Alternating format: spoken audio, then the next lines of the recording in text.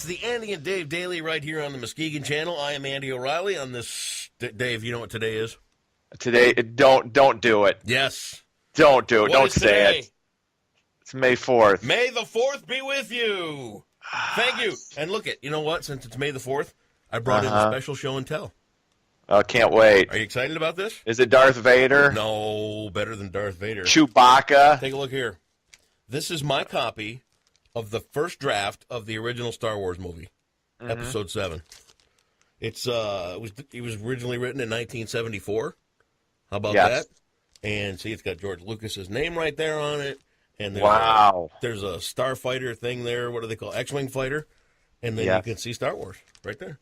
You know what I never had as a kid? What? And I mean, I didn't have any Star Wars figures. Well, no interest in Star Wars. I just didn't. Most of my friends liked it. I was like, I don't really care. I don't really care, but that My Little Pony, can I get one of those? No. Yes. What were you into as a kid? As a kid, let me think.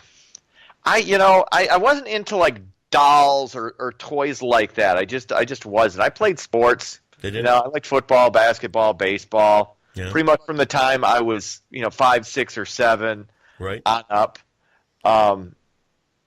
As I liked Charlie and the Chocolate Factory.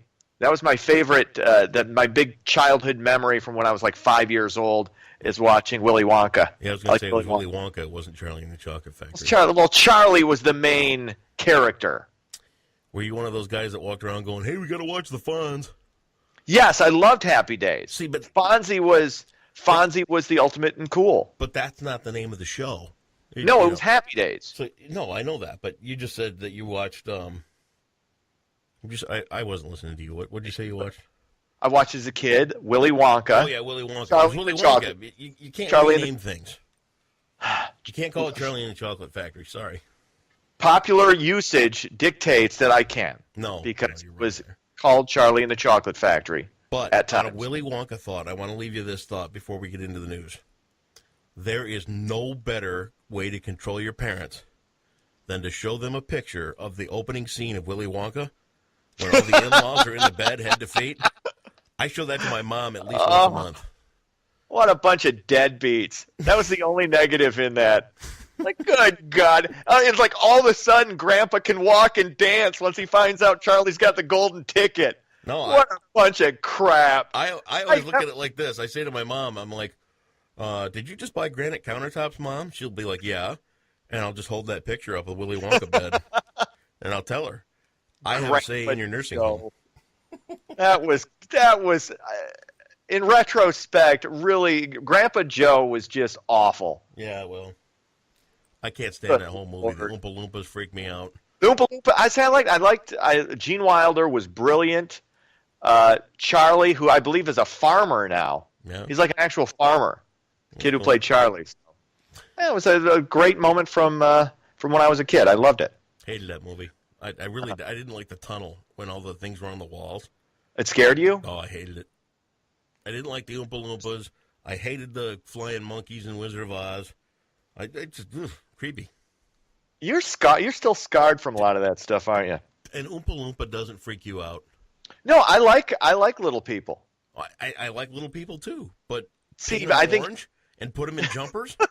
It's the color of their skin. So you're racist against the Oompa Loompas, is what you're saying. If Oompa Loompas were white, you'd be fine with that, wouldn't you? They were Irish drunks, so you'd be okay. You so got me on this one. Yeah, I did. Do some news.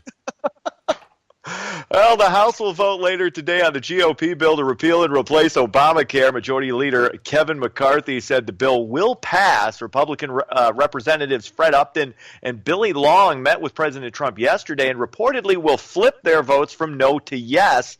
Trump committed to backing an amendment spending $8 billion over 5 years towards those with pre-existing conditions, because in this plan, obviously, they're going to have to pay a little bit more.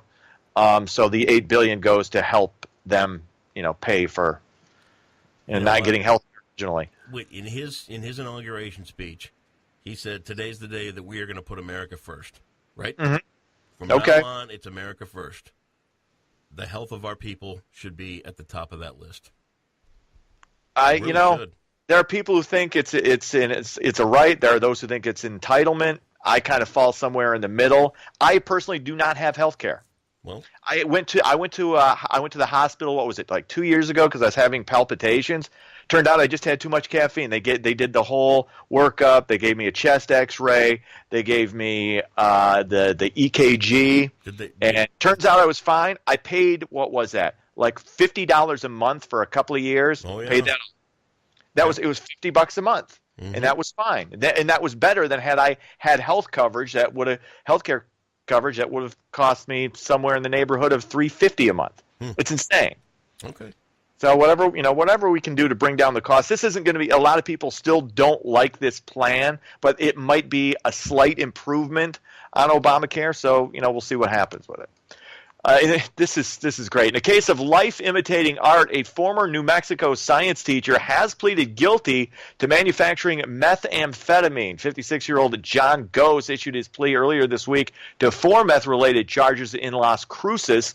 The case draws parallels, of course, to the television show Breaking Bad, where a cancer-stricken chemistry teacher starts making meth. Gose was arrested after a traffic stop last October. A search of his property turned up at least a pound of meth with an estimated street value of $45,000. You watch Breaking Bad? Nope. Oh, it was awesome. Yeah. One of the best shows in the history of TV. And this is, and something like this, it's understandable why this is just the teacher's side hustle, Right. An extra job. Some of them do lawn sprinklers all summer. Other ones do meth. Some houses, some manufacture meth. Whatever you need, because that pension is only going to go so far. Well, I'm telling you, you got to supplement the income. You know what I hate most about meth? I don't judge. You know what I hate most about meth?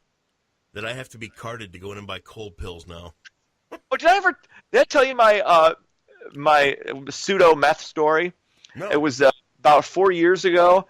My sisters and I were cleaning my mom's back porch, so I had to go to the local grocery store in Middleville, and I purchased like 2. Oh God, was it ammonia? What was I picking up? Because what are some of the components used? I bought. I also had a cold, so I bought like 2 things of NyQuil and some like ammonia for to wash down the sidewalk.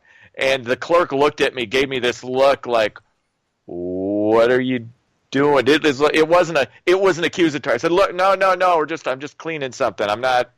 And then you had the G-man follow you out of the parking lot. Yeah, that was creepy. Creepy. But no, it was, for the record, I did not manufacture any meth. Oh, thank you. Just Dave. say no, kids. That's right. That's how I've become a respected adult. And what else? Shut up, Craig. Oh, so it's God. not just me that kicks you in the ass every chance they Everybody, like I said, it comes from everywhere. Get blindsided by ZZM producers. Oh, God. An 18-year-old Grand Rapids man has died from an apparent shootout with police. According to authorities, Malik Carey was gunned down after he fired shots at officers in the 1300 block of Dickinson Street around 12:30 yesterday afternoon. Police say they were in the area attempting to make contact with Carey because of a probation violation. Carey was transported to St. Mary's Hospital, where he later died. Do you know that they're doing seminars now on how to behave when you get pulled over by a cop? I had education. You know what? If the guy pulls you over, keep your hands on the steering wheel. Yep. Let him approach the car, make him feel comfortable, and then tell him what. But in my case too, since we have concealed weapons permits, if we get pulled over, I literally yell out the window, "I have a concealed weapons permit. I am or I am not carrying a gun at the moment." Yeah. Yep. Right. Well, this I remember not too long ago. This became like a racial thing where people thought only black parents were telling their kids, "You got to keep your hands on the steering wheel because you're going to get profiled, you're going to get pulled over. So this is how you behave." And I remember getting told that. Oh yeah. And then I had a friend of mine who became a police officer when we were in college saying, "Hey, when you get pulled over, keep your hands on your steering wheel. Don't go looking for your insurance or or anything. Where you want to go. Do not do that because no matter how innocuous it may seem, a cop pulls you over, he doesn't know when he's approaching a car what he's going to run into. He has no idea, regardless of what your race is, regardless of anything. They're going to be a little nervous, and that's why they have their hand. And let me tell you this. You can get pulled over in a car, and the cop can come up to the side of the window and go, "Hey, Andy O'Reilly, it's you. What do you know?" And guess what? He'll still throw you in jail. Especially if you're drunk. Hey, I got thrown in jail for expired tabs. I found that out a few years ago. Yeah. That was... Honestly, you know what's kind of cool? What? The guy told me that night, he said, "Look, dude," he goes, "if this was a few years ago, I'd have taken you home." He goes, "But I have a camera in the car now, and I'll get fired." Right. And I told him flat out, I said, "You know what? I can't ask you to give up your job for my idiocy." Right. And now you got cops with body cameras. But here's the thing. Back then, he was a patrol officer and all that now. He is now the sheriff of Oceana County. Really? Yeah, and we've stayed, we're not buddy-buddy, but there's never been hard feelings or anything like that. So you still have a decent relationship with the guy. And now that... If I'm up around Valdez Lakes and there's a concert or something going on around up there, he's always a great sport because I'll get out on stage and I'm like, "Hey, make sure you don't drink and drive tonight. Ask Craig Mast. He's right back there." I loved it whenever we do that. That we help out a great organization in Muskegon there. Sandy Corley? And no. What event do you and I do every spring? Oh, No More Sidelines. No More Sidelines. Right. We help out No More Sidelines, and you try to make a point. Dave's drinking right now. Don't forget, Dave. Okay, so and you point out what car I'm driving, right. And for the record, I never have more than a drink, maybe two. Well, Dave Farrell. That's over about what? You get around Dave Farrell, and I know how things go. If I'm around Dave, I make sure I have a hotel that evening because there's no way I'm going to be in any condition. It's just he's a great guy. I've never seen that man without a smile or a drink in his hand. I'm like, "Come over here. What do you have?" Dave, I really don't. No, you're drinking. No. He's definitely an enabler. Finally, part of a little-known Michigan law that made it illegal to warm up a car in a driveway has been reversed by state representatives. That law grabbed headlines when a man in Roseville received a ticket for warming up his car in his driveway back in January. In February, the Muskegon police chief said his department would be actively enforcing that law as well in an effort that was said to combat the possibility of car theft. Montague Representative Holly Hughes sponsored the repeal, which passed by a vote of 77-30. A lot of people didn't know about this law, obviously. It was stupid. Thankfully, it's now repealed. And I don't get how this was ever passed as a law. Makes no sense. Just on the tail end of something, and there's how many laws are on the books that nobody would ever get picked for. But this was... You can't even say it's a family show. But there were still those trying to argue that this was about trying to prevent car thieves. No, it wasn't. It was done to generate. It was done to generate money, to be able to hand out tickets to people in the community, and it was bogus. It was garbage.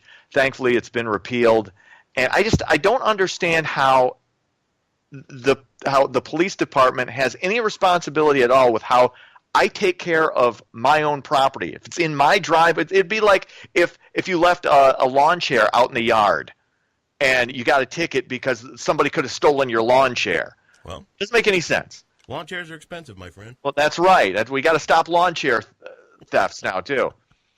Anyway, sports. Cleveland beat the Tigers 3-2. It was the Cubs over the Phillies, 5-4 NBA playoff action. Cleveland and San Antonio, both winners. That's sports. All right, Dave, have yourself a great day. I'm going to get out and get to work here on some Positively Muskegon and Muskegon Channel things.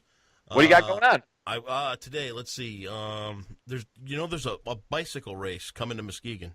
A big one. I heard something about this. Yes. So we're going to talk to the people that do the bicycle race. I think I am taping some more segments of Fit and Healthy with Becky. I got to check that out. She's an awesome workout chick. She really does a nice job. 4 minutes and you're done. Are you serious? Yeah, 4-minute workout. 4 minutes, that's it? And then I've got one other. I can't think of the other one I've got right now. You know why? What? I'm still in the afterglow of hanging out with an astronaut last night. Oh, that's right. I heard about that. Yeah, great guy. You signed this picture for me.